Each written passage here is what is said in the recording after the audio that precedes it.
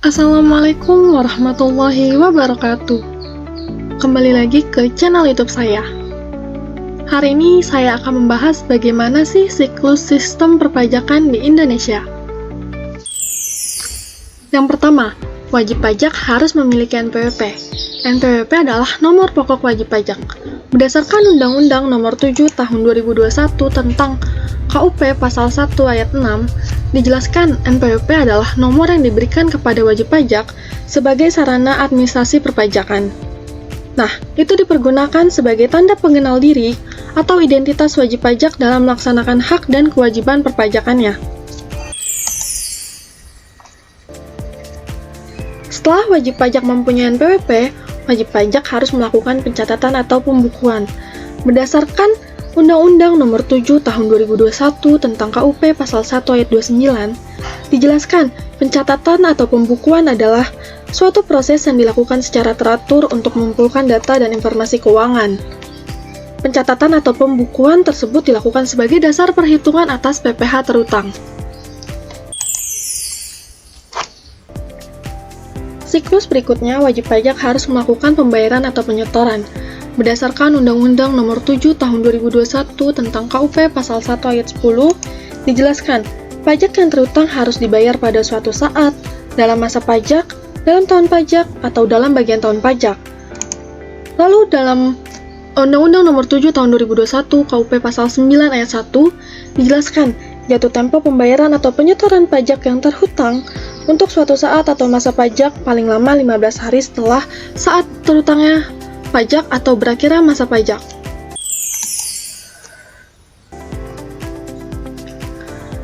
Setelah wajib pajak melakukan pembayaran atau penyetoran, wajib pajak harus melakukan pelaporan SPT. Berdasarkan Undang-Undang Nomor 7 Tahun 2021 KUP Pasal 1 Ayat 11, dijelaskan, surat pemberitahuan adalah surat yang digunakan untuk melaporkan perhitungan dan pembayaran pajak. Lalu berdasarkan Undang-Undang Nomor 7 Tahun 2021 KUP Pasal 3 Ayat 1, wajib pajak wajib mengisi surat pemberitahuan dengan benar, lengkap, dan jelas, dan menandatangani serta menyampaikan ke tempat wajib pajak terdaftar. Lalu berdasarkan Undang-Undang Nomor 7 Tahun 2021 KUP Pasal 7 Ayat 1, jika SPT tidak disampaikan dalam jangka waktu yang ditentukan, dikenakan sanksi administrasi sebesar Rp100.000 untuk wajib pajak orang pribadi.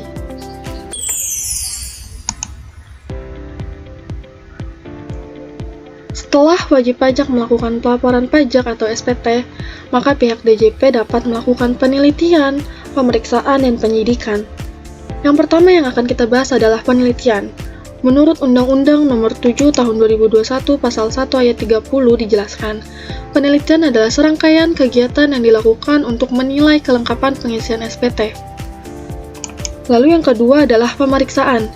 Berdasarkan Undang-Undang Nomor 7 Tahun 2021 Pasal 1 Ayat 25, dijelaskan, pemeriksaan adalah serangkaian kegiatan menghimpun dan mengolah data secara objektif dan profesional berdasarkan suatu standar pemeriksaan. Lalu yang ketiga adalah penyidikan. Berdasarkan Undang-Undang Nomor 7 Tahun 2021 KUP Pasal 1 Ayat 31, dijelaskan, penyidikan adalah serangkaian tindakan yang dilakukan oleh penyidik untuk mencari serta mengumpulkan bukti. Dengan bukti itu, membuat terang tindak pidana di bidang perpajakan yang terjadi serta menemukan tersangkanya. Setelah DJP melakukan dari tiga hal tersebut, akan muncul penetapan. Yang pertama adalah surat tagihan pajak atau STP. Berdasarkan Undang-Undang Nomor 7 Tahun 2021 KUP Pasal 1 Ayat 20, surat tagihan pajak adalah surat untuk melakukan tagihan pajak atau sanksi administrasi. STP muncul karena adanya penelitian. Lalu yang kedua adalah SKP atau surat ketetapan pajak. Berdasarkan Undang-Undang Nomor 7 Tahun 2021 KUP Pasal 1 Ayat 15, dijelaskan, surat ketetapan pajak adalah surat ketetapan yang muncul karena adanya pemeriksaan. Sebelumnya kita sudah membahas apa itu STP dan apa itu SKP. Sekarang, kita akan membahas apa itu pembetulan, pengurangan, dan penghapusan sanksi. Jadi, jika wajib pajak mendapatkan surat tagihan pajak atau STP, maka wajib pajak dapat melakukan pembetulan, pengurangan dan penghapusan sanksi. Berdasarkan Undang-Undang Nomor 7 Tahun 2021, KUP Pasal 8 Ayat 1, wajib pajak dengan kemauan sendiri dapat membetulkan SPT yang disampaikan dengan menyampaikan pernyataan tertulis, dengan syarat DJP belum melakukan tindakan pemeriksaan.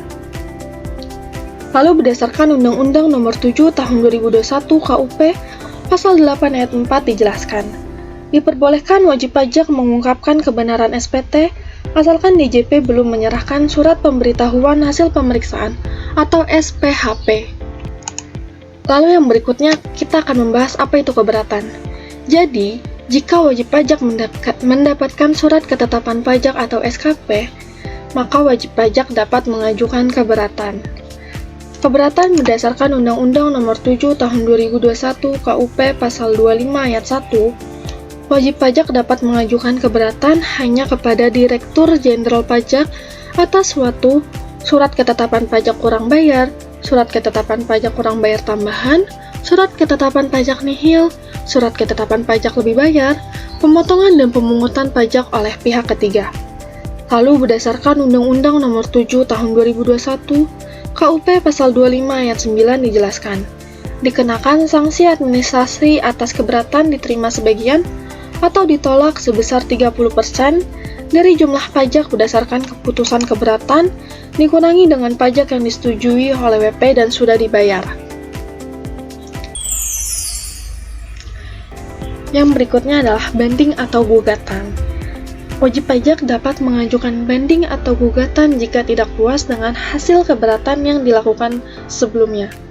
Berdasarkan Undang-Undang Nomor 7 Tahun 2021 KUP Pasal 27 Ayat 5D, dijelaskan, sanksi administrasi atas banding diterima sebagian atau ditolak sebesar 60% dari jumlah pajak berdasarkan keputusan banding dikurangi dengan pajak yang disetujui oleh WP dan sudah dibayar.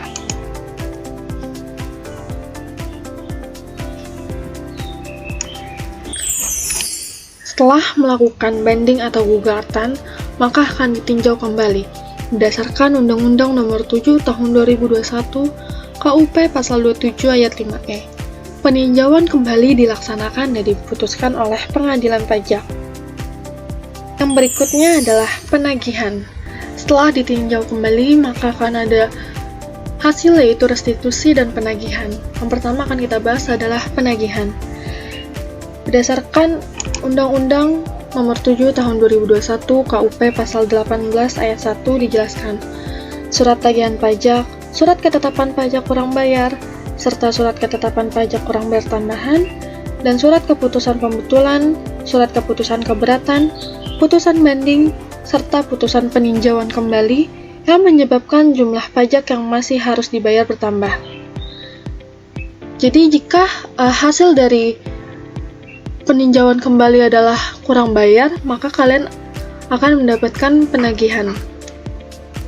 Kita bahas adalah restitusi.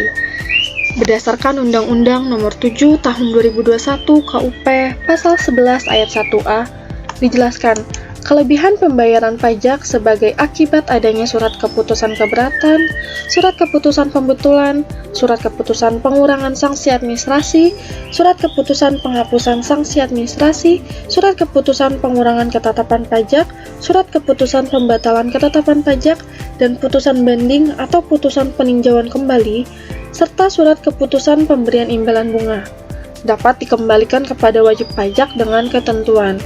Jika ternyata wajib pajak mempunyai utang pajak, langsung diperhitungkan untuk melunasi terlebih dahulu utang pajak tersebut. Jadi jika hasil dari peninjauan kembali adalah lebih bayar, maka akan dikembalikan oleh pihak DJP dengan ketentuan tertentu. Tapi jika wajib pajak mempunyai utang pajak, maka akan diperhitungkan untuk melunasi terlebih dahulu utang pajak tersebut. Itu aja yang bisa saya sampaikan. Correct me if I'm wrong. Wabillahi taufiq wal hidayah. Wassalamualaikum warahmatullahi wabarakatuh. Sampai jumpa lagi teman-teman.